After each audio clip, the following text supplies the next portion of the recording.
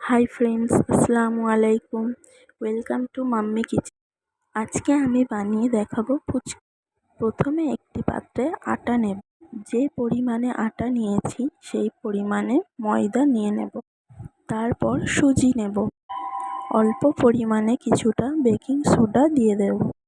তারপর এগুলিকে ভালো করে মিশিয়ে নেব। এগুলিকে ভালোভাবে মেশানো হয়ে গেলে পরিমাণ মতো জল দিয়ে ভালো করে মাখিয়ে একটি ডো বানিয়ে নেব। ডো তৈরি হয়ে গেলে 20 থেকে 30 মিনিট এটিকে রেস্টে রেখে দেব। 20 থেকে 30 মিনিট পরে ডোটিকে ভালোভাবে লম্বা করে নিয়ে 4টি ভাগে ভাগ করে নেব।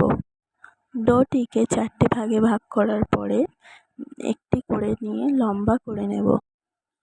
লম্বা লম্বা করার পরে এবারে একটি করে নিয়ে ছোট ছোট করে ছুরির সাহায্যে কেটে নেব।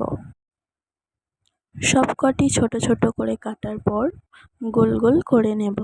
তারপর সব ফুচকাগুলি বেলে নেব।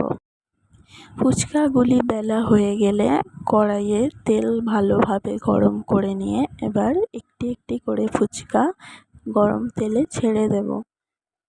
দেখো বন্ধুরা, ফুচকাগুলি কেমন গোল গোল হয়ে গেছে।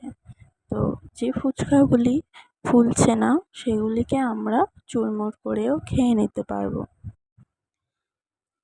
তো বন্ধুরা, ফুচকা রেসিপি কেমন লাগলো প্লিজ কমেন্টে জানাবেন। আমার ভিডিও ভালো লাগলে একটি লাইক